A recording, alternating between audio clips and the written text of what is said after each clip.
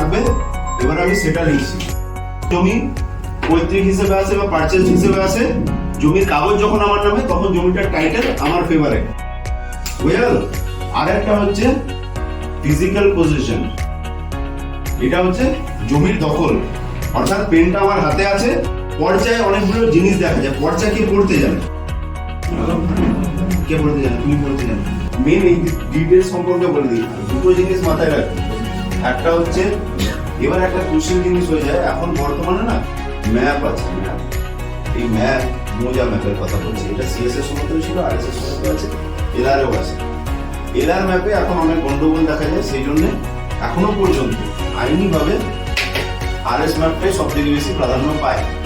কিন্তু যদি CS map করা হয় তাহলে দেখা যাবে অনেক অ্যাকিউরেট, আমাদের যে ল্যান্ড আছে তার অ্যাকিউরেসিটা সব থেকে বেশি সিএস ম্যাপ। সেকেন্ড হচ্ছে আরএস ম্যাপ, আর এখন বর্তমানে এলআর ম্যাপ হয়েছে। এই তিনটে মৌজা ম্যাপ হিসেবে পাওয়া যায়। ওখানে যেতে হবে চেনে, তখন কিন্তু 1 নম্বর প্রায়োরিটি হচ্ছে এইটা, সিএস, তারপরে আরএস, তারপরে এলআর। হয়তো ভাবা গেল একটা হচ্ছে 850, একটা হচ্ছে 852, একটা হচ্ছে 855। এবারে আমার দলিলে দেখা গেল যে 856 নম্বর আমার এলআরে আছে, 856। কিন্তু আমি যখন অনলাইন সার্চ করছি দেখছি 856 100 থেকে দেখাচ্ছে না। তার মানে আমার আরএস এলআর মিসম্যাচ হয়েছে।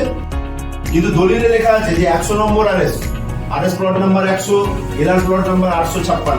তখন ওটা বিএলআরও অফিসে একটা চিঠি করতে হয়, বিএলআরও অফিস আবার রেজিস্ট্রি অফিসকে পাঠায়, ওটাকে রেকটিফিকেশন করে দেওয়া হয়।